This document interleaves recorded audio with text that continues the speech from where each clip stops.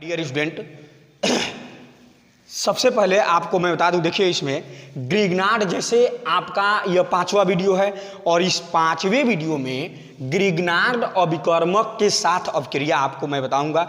जैसे कि आप लोग मोनोहाइड्रिक एल्कोहल का जो रासायनिक गुण है वह रासायनिक गुण आप पढ़ रहे थे, तो इस रासायनिक गुण में आपको क्षार धातु एमाइडो के साथ अभिक्रिया मैं बता दिया था। अब जो है यहाँ पर ग्रिग्नार्ड अभिकर्मक के साथ अभिक्रिया समझना है। तो देखिए, जब हम मोनोहाइड्रिक एल्कोहल अर्थात एल्केनॉल को ठीक ग्रिग्नार्ड अभिकर्मक के साथ मिलाकर अभिक्रिया कराते हैं तो मुख्य रूप से एल्केन प्राप्त होता है और उसके साथ साथ एल्किल ऑक्सी मैग्नीशियम हैलाइड भी बनता है। Alkyl oxy magnesium halide. अब देखिए रिएक्शन को कायदे से समझिएगा। सबसे पहली बात आप ये समझिए कि ग्रिग्नार्ड अभिकर्मक का मतलब होता क्या है। देखिए, जो RMgX होता है, RMgX टाइप के जितने यौगिक होते हैं उन यौगिकों को हम ग्रिग्नार्ड अभिकर्मक कहते हैं, जहाँ पर R एल्किल और Mg मैग्नीशियम और X हाइलोजन होता है। एल्किल का मतलब मैं आपको बताया हूँ कि जो CnH2n+1 का पालन करते हैं, जहाँ N कार्बन की संख्या है, X हाइलोजन होता है जिसके अंतर्गत मुख्य रूप से फ्लोरीन, क्लोरीन, ब्रोमीन और आयोडीन आते हैं। इसके अतिरिक्त एस्टेटिन भी होता है, लेकिन इसमें जब हम लेंगे तो इन चारों में से हम क्या करते हैं, लेते हैं फ्लोरीन, क्लोरीन, ब्रोमीन, आयोडीन में। अब देखिए, आपको इसमें ध्यान देने वाली बात यह है कि अभी तक आपने क्या समझा कि ग्रिग्नार्ड अभिकर्मक क्या होता है। अब आपको समझना यह है कि ग्रिग्नार्ड अभिकर्मक के साथ बात समझिएगा, जब एल्केनॉल को, एल्केनॉल मतलब आपका ROH अर्थात मोनोहाइड्रिक एल्कोहल, ROH जैसे मान लीजिए ROH को हम लेंगे, ये हमारा क्या हो गया, एल्केनॉल हो गया, या इसको हम मोनोहाइड्रिक एल्कोहल भी कह सकते हैं। और इसको जब हम क्या करते हैं, जैसे R-MgX, ये हमारा ग्रिग्नार्ड अभिकर्मक हो गया, इसके साथ मिलाएंगे और मिला करके जब हम अभिक्रिया कराते हैं तो क्या होता है, ध्यान दीजिएगा, R- यहाँ का और H इसमें का, ये निकलता है, बनता है यहाँ पर R-H।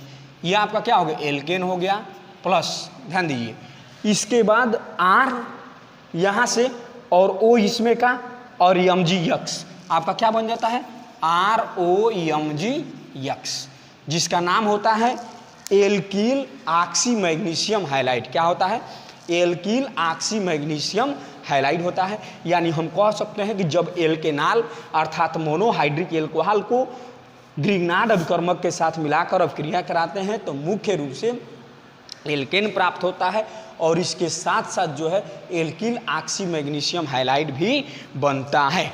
अब देखिए इसका एग्जाम्पल्स थोड़ा ध्यान दीजिएगा। मान लीजिए कि यहाँ पर एग्जाम्पल नंबर फर्स्ट, यहाँ पर CH3 लिया गया हो, OH प्लस यहाँ पर भी R की जगह पर मान लीजिए CH3 ले लिया गया हो, ठीक है ना, और यहाँ पर Mg और यहाँ पर Cl ले लिया गया हो, तो यहाँ पर क्या बनेगा, देखिए CH, यहाँ CH3 और एक इसमें का H क्या हो जाएगा, CH4 हो जाएगा, मेथेन। और प्लस देखिए CH3O और इसमें का MgCl, यानी CH3OMgCl। ये जो आपका है यहाँ पर CnH2n+1 का पालन, ये RCnH2n+1 का पालन करेगा।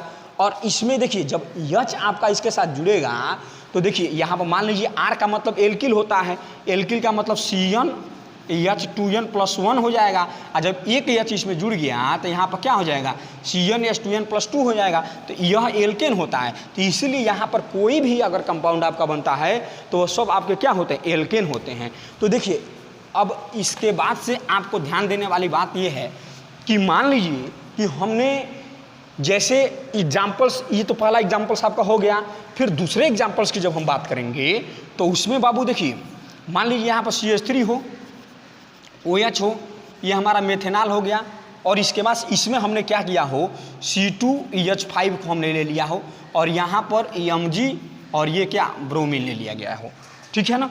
तो यहाँ से आपका जो है इसके साथ मिला करके जब हम क्या करते हैं, अभिक्रिया कराते हैं तो फिर देखिए क्या होता है, C2H5 इसमें का और इसमें का एक H, H6 हो जाता है, ठीक ना, प्लस ध्यान दीजिए C2H6 हो जाता है। और उसके बाद से क्या होता है, देखिए CH3 इसमें का O और MgBr, यानी CH3OMgBr हो जाता है। यानी कहने का मतलब मेरा यह है कि यहाँ से CH3 और इसमें का O और इसमें का Mg और इसमें क्या हो जाएगा Br, CH3OMgBr आपका हो गया, जिसका नाम क्या होगा मेथिल ऑक्सी मैग्नीशियम ब्रोमाइड, इसका नाम क्या होगा मेथिल ऑक्सी मैग्नीशियम क्लोराइड, बस में ना। तो यहाँ से देखिए यह जो आपका बना यह भी CnH2n+2 का पालन कर रहा है, अर्थात यह क्या है एक प्रकार का एल्केन है, ठीक है ना। तो देखिए यह दो एग्जाम्पल्स हो गया और ये हो गया। तो जो आप लोग हेडिंग दिए हैं ग्रिग्नार्ड अभिकर्मक के साथ अभिक्रिया, उसमें आपको करना क्या है कि यह तीनों रिएक्शन क्रम से अच्छी तरह से नोट कर लेना है, ठीक है ना, इसे नोट कर लीजिए, हो गया। अब देखिए अब इसके बाद से आपको नेक्स्ट हेडिंग देना है एस्टरीकरण, ठीक है ना, ध्यान दीजिएगा। एस्टरीकरण क्या होता है, यह इंपॉर्टेंट है बाबू, इसको कायदे से आप लोग क्या कीजिएगा और थोड़ा मन और लगन के साथ समझिएगा। यह भी एक प्रकार का मोनोहाइड्रिक एल्कोहल का जो है ना गुण ही है, रासायनिक गुण, केमिकल प्रॉपर्टीज के अंतर्गत आता है। जैसे एस्टरीकरण हेडिंग देंगे, क्या देंगे एस्टरीकरण।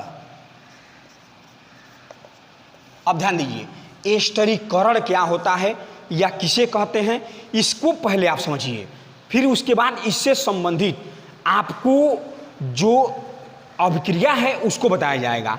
देखिए जब हम एल्केनाल अर्थात मोनोहाइड्रिक एल्कोहल को, बात समझिए, जब एल्केनाल अर्थात मोनोहाइड्रिक एल्कोहल को क्या करते हैं कि कार्बोक्सिलिक अम्ल के साथ मिलाकर सांद्र सल्फ्यूरिक अम्ल की उपस्थिति में, बस है ना, सांद्र सल्फ्यूरिक अम्ल की उपस्थिति में अभिक्रिया कराते हैं, तो मुख्य रूप से एस्टर और जल प्राप्त होता है। क्या प्राप्त होता है, एस्टर और जल प्राप्त होता है। इस अभिक्रिया को एस्टरीकरण भी कहते हैं। इस अभिक्रिया क्या कहते हैं, एस्टरीकरण भी कहते हैं। अब थोड़ा ध्यान दीजिएगा, जैसे कि मैं आपसे कहा हूँ एल्केनाल अर्थात मोनोहाइड्रिक एल्कोहल, तो इसका मतलब आपको मैं बताया हूँ ROH क्या होता है, ROH, ठीक। और जब हमने क्या कहा है आपको, जैसे एस्टर कहा, एस्टर नहीं, जैसे कार्बोक्सिलिक अम्ल कहा, तो कार्बोक्सिलिक अम्ल का मतलब आप ये समझेंगे जिसमें, यानी वह यौगिक जिसमें COOH समूह क्या हो उपस्थित हो, तो उसको हम क्या कहते हैं कार्बोक्सिलिक अम्ल कहते हैं। तो यहाँ से जैसे मान लीजिए इसमें देखिए यह कार्बन है, यह ऑक्सीजन है, ये भी ऑक्सीजन है और यह भी, यह आपका हाइड्रोजन है। तो इसको पढ़ते हैं तो कैसे पढ़ते हैं COOH, क्योंकि इसमें दो समूह है, एक आपका कार्बन, जैसे मान लीजिए यहाँ पर CO कार्बोनिल और OH क्या है हाइड्रॉक्सिल समूह है। तो देखिए इसमें जो चारों परमाणु हैं कैसे जुड़े हुए हैं ये ध्यान दीजिएगा। मान लीजिए C, फिर double bond O, single bond O और सिंगल बांड क्या हो जाएगा आपका H हो जाएगा। तो इस प्रकार से यह क्या हो गया आपका, यह इसका स्ट्रक्चर होता है, यानी इसमें उपस्थित परमाणु इस रूप में क्या होते हैं, यह जुड़े रहते हैं, ठीक ना। अब देखिए अब हम आपसे बात इसकी अभिक्रिया कराएंगे। अभिक्रिया किसके साथ कराना है, तो ROH को लेना है, ठीक, ROH यानी मोनोहाइड्रिक एल्कोहल, ROH ये हो गया हमारा मोनोहाइड्रिक एल्कोहल, या इसे हम एल्केनाल भी कहते हैं, ठीक। अब इसको हम किसके साथ मिलाएंगे, कार्बोक्सिलिक अम्ल अर्थात RCOOH, ये हमारा क्या हो गया कार्बोक्सिलिक अम्ल हो गया। अब इसको कार्बोक्सिलिक अम्ल के साथ हमने मिलाया और मिला करके जब हम क्या करेंगे सांद्र सल्फ्यूरिक अम्ल की उपस्थिति में, यहाँ पर क्या लेंगे सांद्र H2SO4। देखिए बाबू सांद्र का मतलब क्या होता है, जो गाढ़ापन से लिया जाता है, ठीक ना। एक सांद्र सल्फ्यूरिक अम्ल होता है, एक तनु होता है, ठीक। तो यहाँ पर सांद्र लिया जा रहा है, ठीक। तो सांद्र सल्फ्यूरिक अम्ल के उपस्थिति में जब हम अभिक्रिया कराते हैं तो मुख्य रूप से एस्टर बनता है, एस्टर और जल बनता है। एस्टर का मतलब क्या होता है बाबू, देखिए जिसमें COOR समूह उपस्थित होता है उसे हम क्या कहते हैं, एस्टर कहते हैं। क्या कहते हैं बाबू, एस्टर कहते हैं। तो ये जो आपका हो जाएगा, यहाँ से देखिए इसमें से H और इसमें का OH निकलेगा, यानी यहाँ का बांड H टूटेगा, इसमें का जो जुड़ा हुआ है वो टूटेगा, और उसके बाद से जानते हैं इसमें का OH निकलेगा। तो OH और H दोनों क्या बन जाएंगे, H2O बन जाएंगे। और फिर इसके बाद से देखिए R जो है यहाँ इस जगह पर आ जाएगा, अर्थात क्या बन जाएगा, देखिए आपका एस्टर के रूप में RCOO, यहाँ का R जो है यहाँ पर आ गया। लेकिन एक चीज़ देखिएगा, 2 ठो R है ना, तो यहाँ पर हम चाहते हैं तो R डैश कर सकते हैं, या यहाँ पर भी R डैश हम कर सकते हैं, उसमें हमें कोई प्रॉब्लम नहीं है।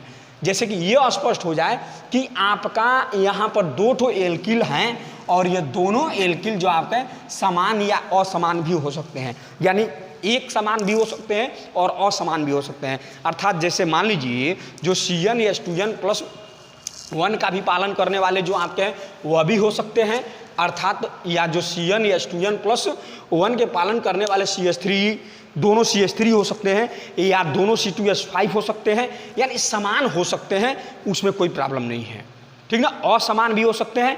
अब देखिए क्या होगा कि यहाँ से आपका क्या हो गया, R-COO, R आपका बन गया, और H इसमें का, OH इसमें का, ये क्या बन गया आपका, H2O बन गया है। ये जो है आपका H2O बन गया, अर्थात जल बन गया, ठीक। तो ये जो आपका है एस्टर हो गया, और ये जो आपका है ये क्या हो गया, जल हो गया, ठीक।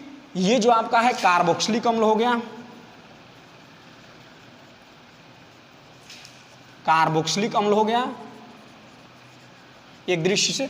यह क्या हो गया, एल्केनॉल हो गया, या इसे हम क्या कहते हैं, मोनोहाइड्रिक एल्कोहल कहते हैं। तो एक काम कीजिए कि जो आप लोग हेडिंग दिया है एस्टरीकरण, बस ना, इस एस्टरीकरण में थोड़ा लिखिए तो, जब एल्केनॉल अर्थात मोनोहाइड्रिक एल्कोहल को, जब एल्केनॉल अर्थात मोनोहाइड्रिक एल्कोहल को कार्बोक्सिलिक अम्ल के साथ मिलाकर, कार्बोक्सिलिक अम्ल के साथ मिलाकर सांद्र सल्फ्यूरिक अम्ल की उपस्थिति में, सांद्र सल्फ्यूरिक अम्ल की उपस्थिति में अभिक्रिया कराते हैं, अभिक्रिया कराते हैं, तो मुख्य रूप से एस्टर तथा जल प्राप्त होता है, मुख्य रूप से एस्टर तथा जल प्राप्त होता है। इस अभिक्रिया को एस्टरीकरण भी कहते हैं, इस अभिक्रिया को एस्टरीकरण भी कहते हैं, इस अभिक्रिया को एस्टरीकरण भी कहते हैं। हो गया। अब देखिए नीचे क्या करना है, इस रासायनिक समीकरण को नोट कर लेना है, इस रासायनिक समीकरण को क्या करना है, नोट करना है।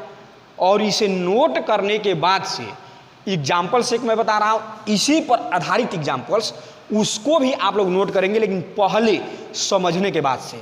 जैसे देखिए यहाँ पर सबसे पहली बात कि मान लीजिए एल्किल के जगह पर हम C2H5 ले लिए हों, ध्यान दीजिएगा, यहाँ पर क्या हो, C2H5 हो और OH हो, ये आपका एथेनॉल हो जाएगा। प्लस ध्यान दीजिएगा यहाँ से जो आपका है R डैश की जगह पर मान लीजिए CH3 ले लिया गया हो, ठीक। अब यहाँ से COOH है तो H रहने दीजिए, ठीक। अब इसके बाद से हम क्या करेंगे, तो सांद्र सल्फ्यूरिक अम्ल, सांद्र H2SO4 की उपस्थिति में जब अभिक्रिया कराएंगे तो मुख्य रूप से हमारा क्या बनेगा, एस्टर बनेगा। एस्टर अर्थात देखिए CH3 COO और C2H5, यानी CH3 COO C2H5, जिसका नाम होता है एथिल एसीटेट, जो एक प्रकार का एस्टर होता है। और फिर देखिएगा इसमें का OH बचा है ना बाबू, और इसमें का H बचा है, तो यह दोनों एक साथ मिलेंगे तो क्या बन जाएगा आपका, H2O बन जाएगा।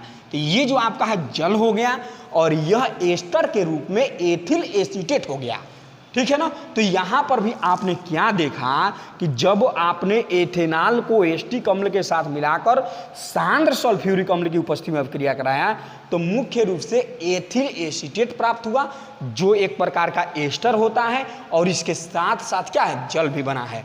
बस है ना, इस प्रकार की अभिक्रिया को हम क्या कहते हैं, एस्टरीकरण भी कहते हैं। और नीचे जो आप लोग लिखे हैं अभिक्रिया, उसके जस्ट नीचे एग्जाम्पल्स में इस अभिक्रिया को आप लोग क्या कीजिए, नोट कर लीजिए। ओके।